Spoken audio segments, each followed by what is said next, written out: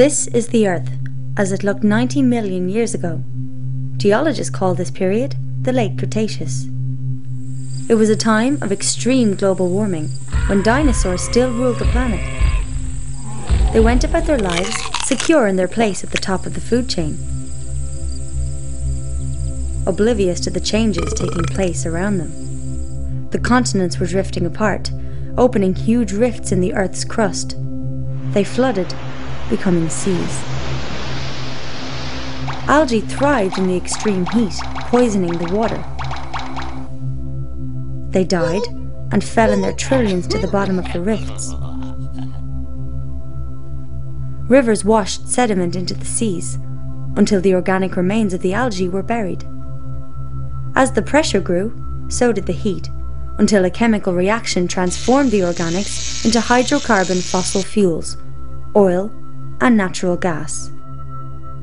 A similar process occurred on land, which produced coal.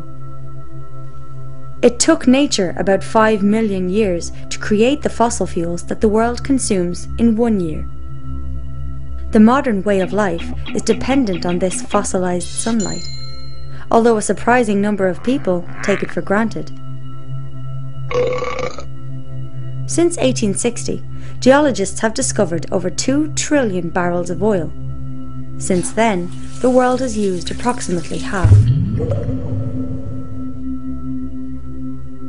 Before you can pump oil, you have to discover it.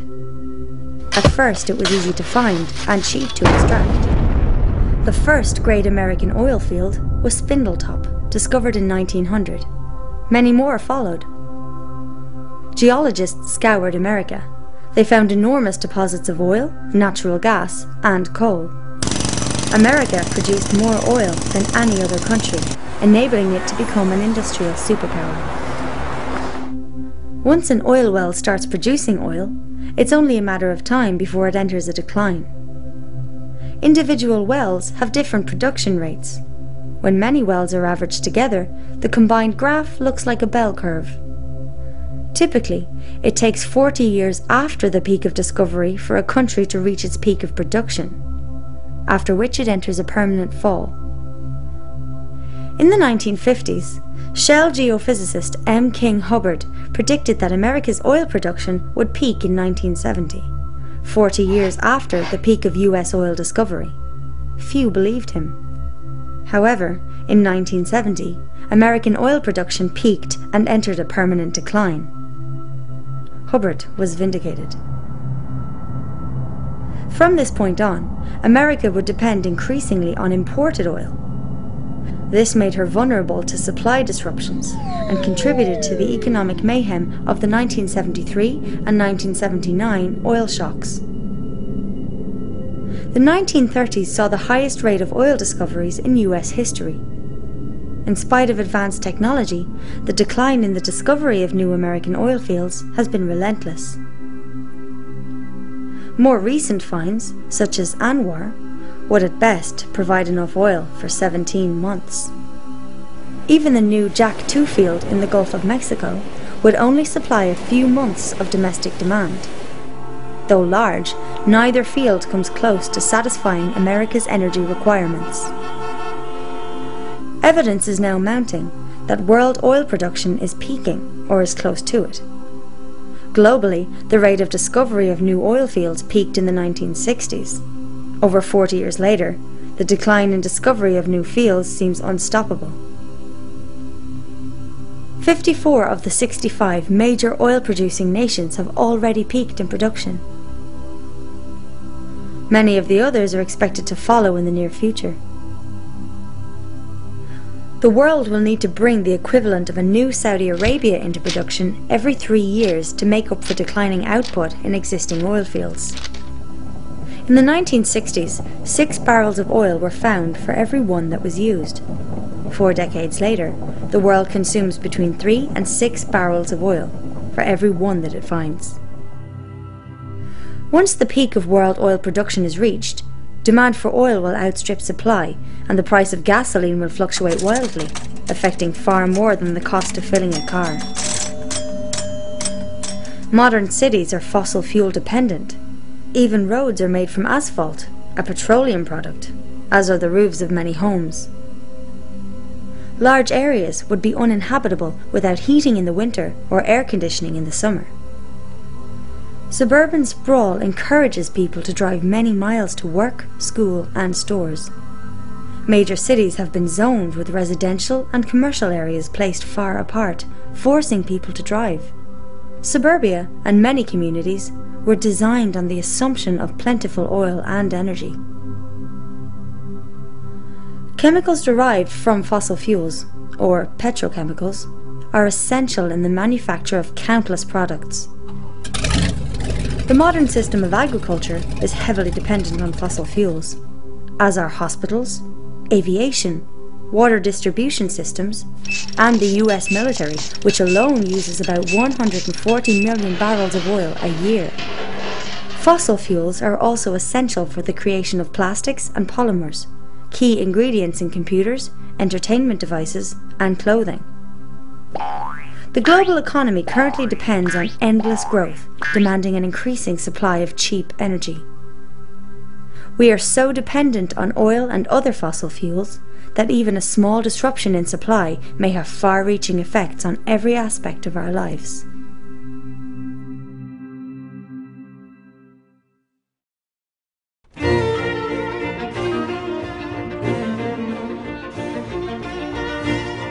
Energy is the ability to do work. The average American has available the energy equivalent of about 150 slaves working 24 hours a day. Materials that store this energy for work are called fuels. Some fuels contain more energy than others. This is called energy density. Of these fuels, oil is the most critical. The world consumes 30 billion barrels a year, equal to 1 cubic mile of oil, which contains as much energy as would be generated from 52 nuclear power plants working for the next 50 years.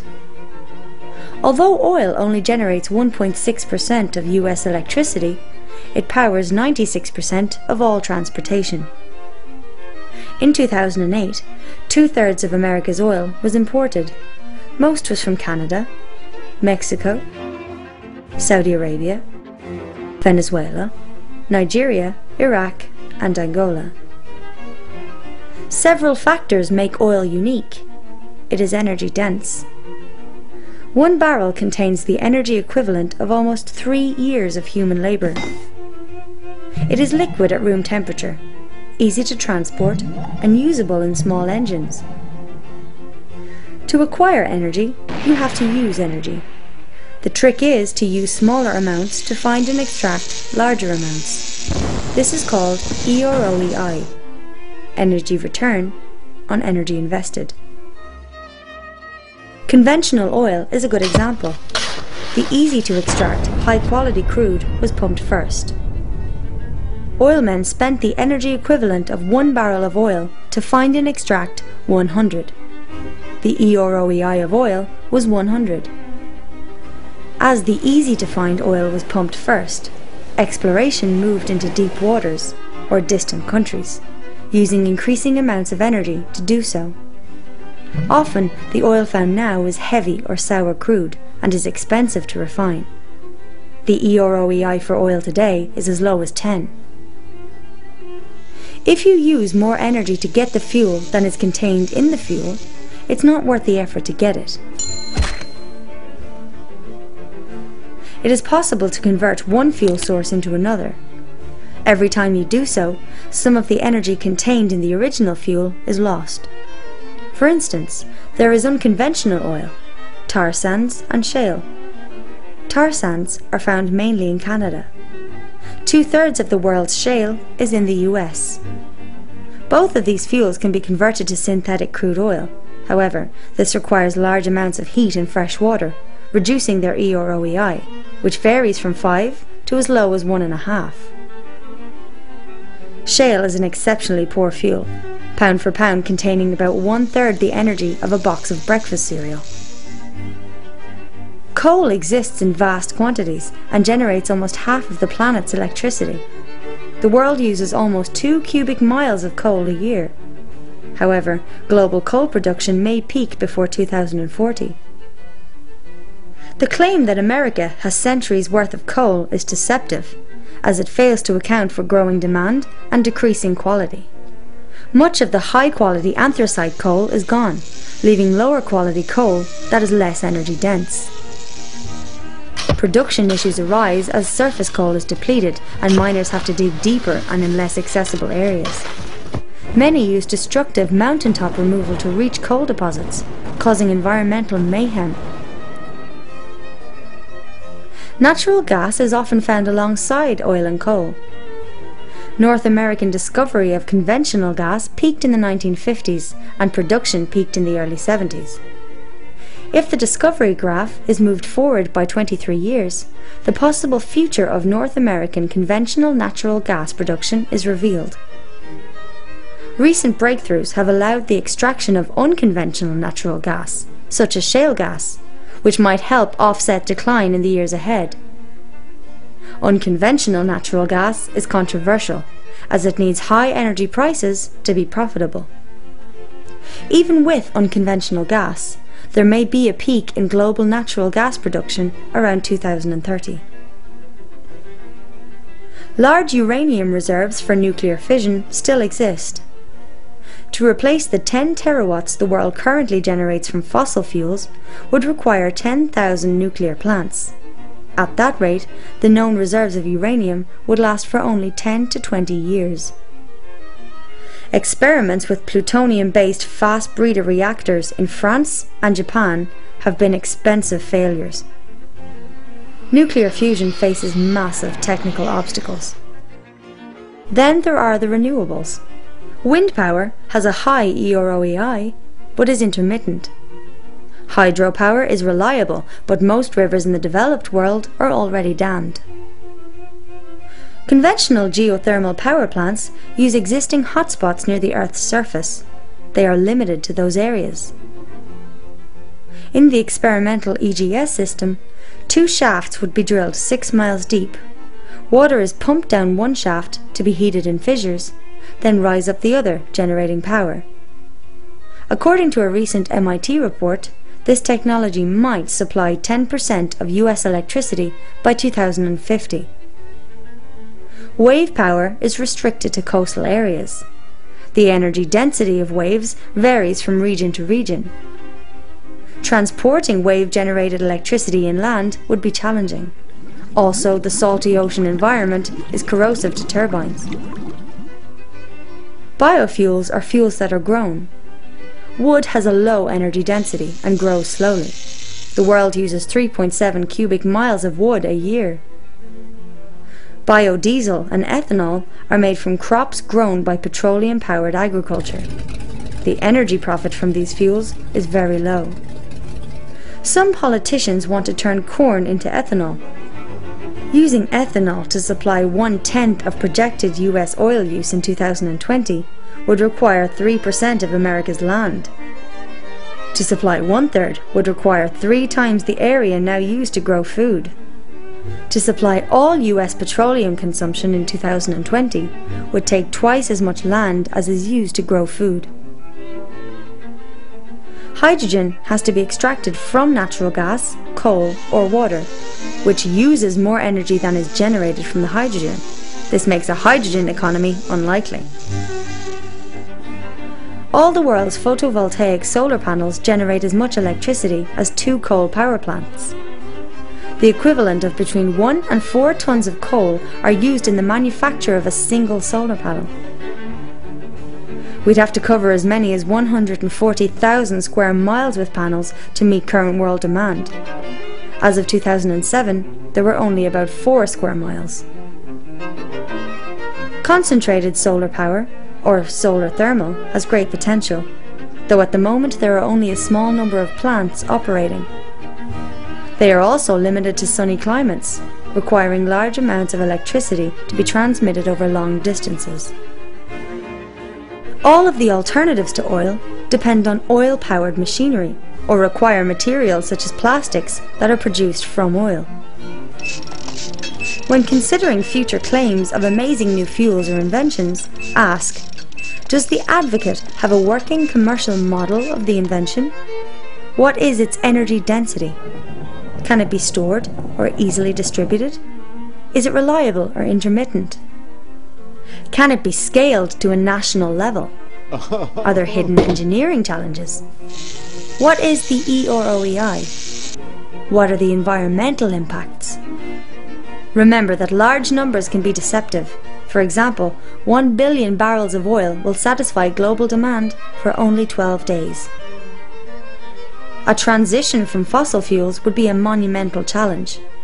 As of 2007, coal generates 48.5% of US electricity. 21.6% is from natural gas. 1.6% is from petroleum. 19.4% is from nuclear. 5.8% is from hydro. Other renewables only generate 2.5%. Is it possible to replace a system based on fossil fuels with a patchwork of alternatives? Major technological advances are needed, as well as political will and cooperation, massive investment, international consensus, the retrofitting of the $45 trillion global economy, including transportation, manufacturing industries and agricultural systems, as well as officials competent to manage the transition.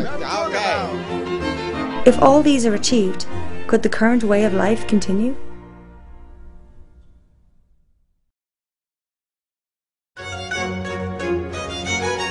These bacteria live in a bottle. Their population doubles every minute. At 11 AM, there is 1 bacterium. At 12 noon, the bottle is full. It is half full at 11:59, leaving only enough space for 1 more doubling. The bacteria see the danger. They search for new bottles and find 3. They assume that their problem is solved. By 12 noon, the first bottle is full. By 12:01, the second bottle is full. By 12:02, all the bottles are full. This is the problem that we face due to the doubling caused by exponential growth. When humanity began to use coal and oil as fuel sources, it experienced unprecedented growth. Even low growth rates produce large increases over time. At a 1% growth rate, an economy will double in 70 years. At 2% rate, doubles in 35 years. At a 10% growth rate, an economy will double in only 7 years. If an economy grows at the current average of 3%, it doubles every 23 years. With each doubling, demand for energy and resources will exceed all the previous doublings combined. The financial system is built on the assumption of growth, which requires an increasing supply of energy to support it. Banks lend money they don't have, in effect creating it. The borrowers use the newly created loan money to grow their businesses and pay back the debt, with an interest payment which requires more growth.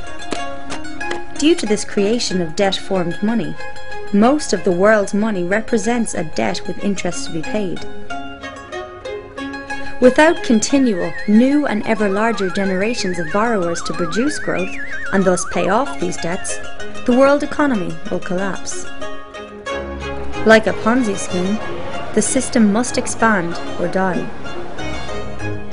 Partly through this debt system, the effects of economic growth have been spectacular in GDP, damming of rivers, water use, fertilizer consumption, urban population, paper consumption, motor vehicles, communications and tourism.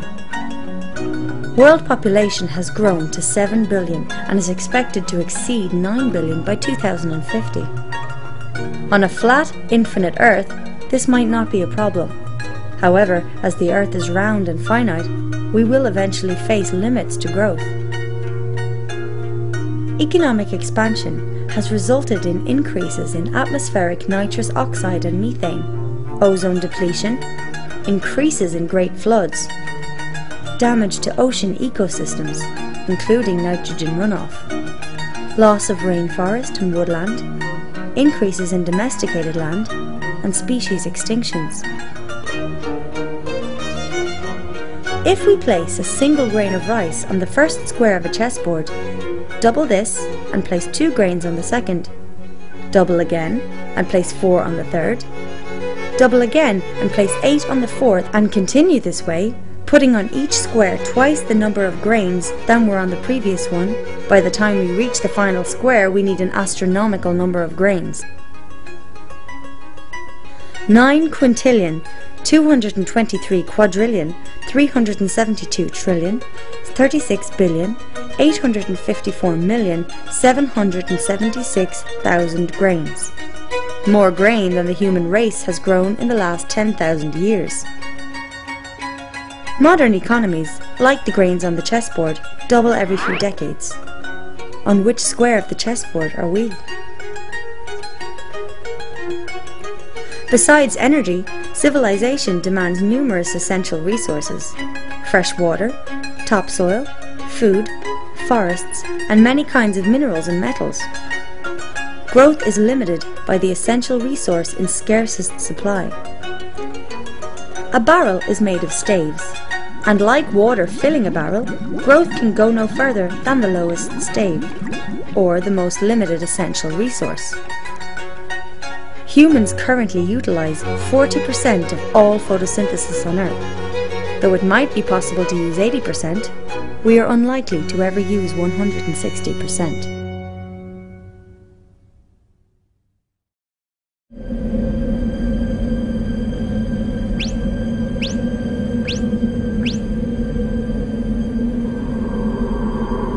The global food supply relies heavily on fossil fuels. Before World War I, all agriculture was organic. Following the invention of fossil fuel-derived fertilizers and pesticides, there were massive improvements in food production, allowing for increases in human population.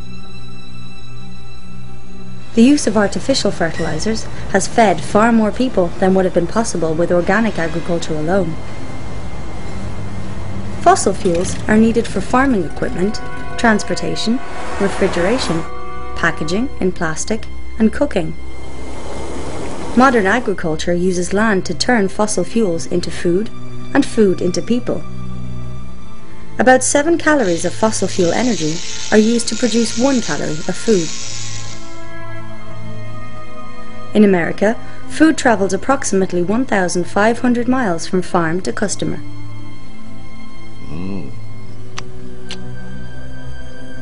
Besides fossil fuel decline, there are several threats to the current system of food production.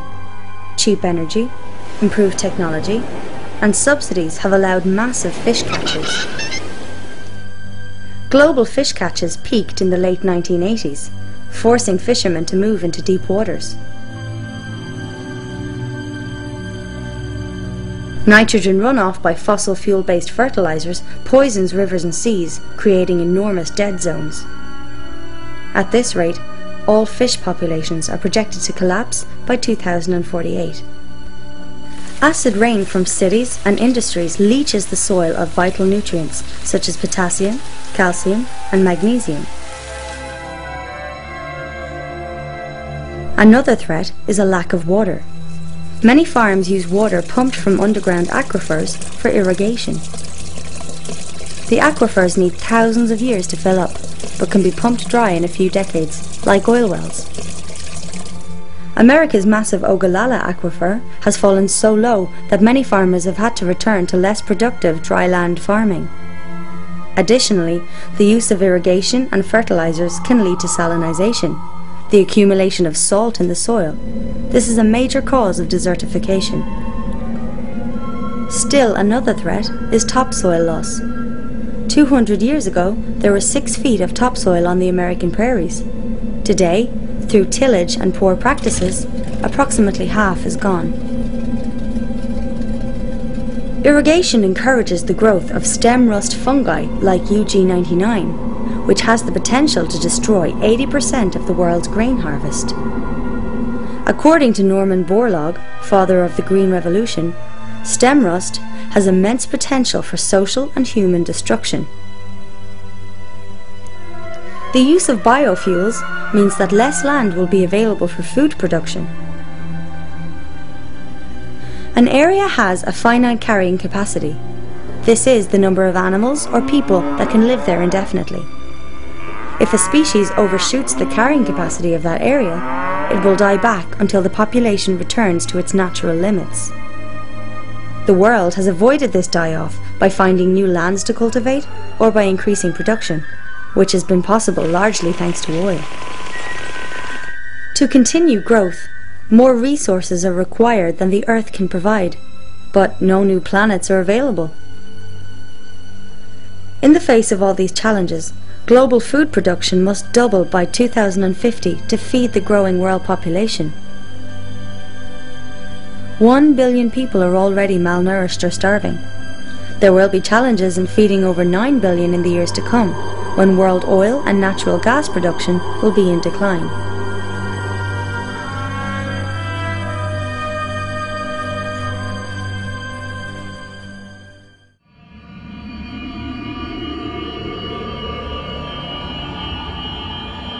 The global economy grows exponentially at about 3% a year, consuming increasing amounts of non-renewable fuels, minerals and metals, as well as renewable resources like water, forests, soils and fish faster than they can be replenished.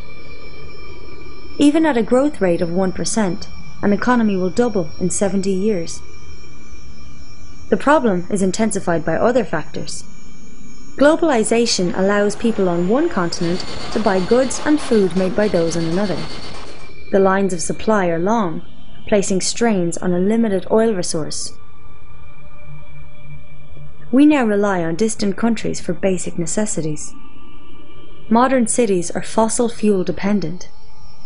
Most banking systems are based on debt, forcing people into a spiral of loans and repayments, producing growth. What can be done in the face of these problems? Many believe that the crisis can be prevented through conservation, technology, smart growth, recycling, electric cars and hybrids, substitution, or voting. Conservation will save you money, but it alone won't save the planet. If some people cut back on oil use, the reduced demand will drive down the price, allowing others to buy it for less. In the same fashion, a more efficient engine that uses less energy will, paradoxically, lead to greater energy use. In the 19th century, English economist William Stanley Jevons realized that better steam engines made coal a more cost-effective fuel source, which led to the use of more steam engines, which increased total coal consumption. Growth of use will consume any energy or resource saved through conservation.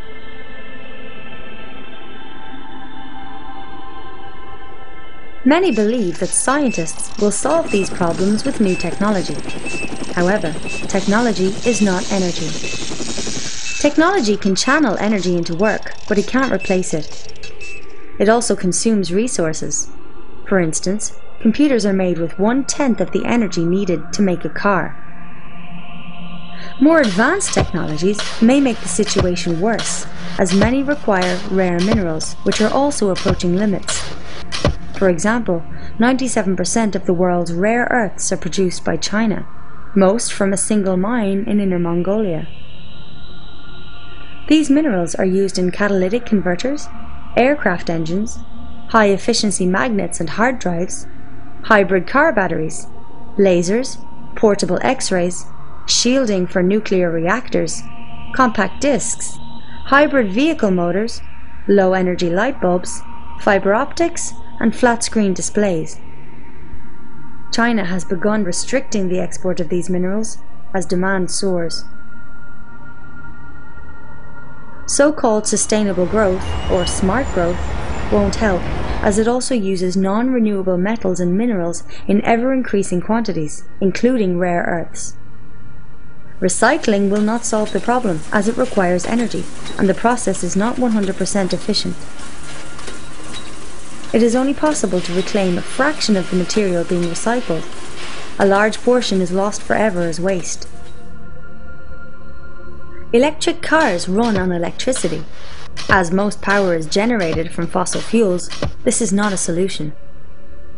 Also, cars of all types consume oil in their production. Each tire alone requires about 7 gallons of petroleum. There are around 800 million cars in the world as of 2010. At current growth rates, this number would reach 2 billion by 2025. It is unlikely that the planet can support this many vehicles for long, regardless of their power source. Many economists believe that the free market will substitute one energy source with another through technological innovation. However, the main substitutes to oil face their own decline rates. Substitution also fails to account for the time needed to prepare for a transition. The US Department of Energy's Hirsch report estimates that at least 2 decades would be needed to prepare for the effects of peak oil. The issues of energy shortages, resource depletion, topsoil loss, and pollution are all symptoms of a single, larger problem: growth. As long as our financial system demands endless growth, reform is unlikely to succeed. What then will the future look like? Optimists believe that growth will continue forever, without limits. Pessimists think that we're heading towards a new Stone Age, or extinction. The truth may lie between these extremes. It is possible that society might fall back to a simpler state, one in which energy use is a lot less. This would mean a harder life for most, more manual labour, more farm work, and local production of goods, food, and services. What should a person do to prepare for such a possible future? Expect a decrease in supplies of food and goods from faraway places. Start walking or cycling. Get used to using less electricity. Get out of debt. Try to avoid banks. Instead of shopping at big box stores, support local businesses. Buy food grown locally at farmers' markets. Instead of a lawn, consider gardening to grow your own food. Learn how to preserve it. Consider the use of local currencies, should the larger economy cease to function, and develop greater self-sufficiency. None of these steps will prevent collapse, but they might improve your chances in a low-energy future, one in which we will have to be more self-reliant, as our ancestors once were.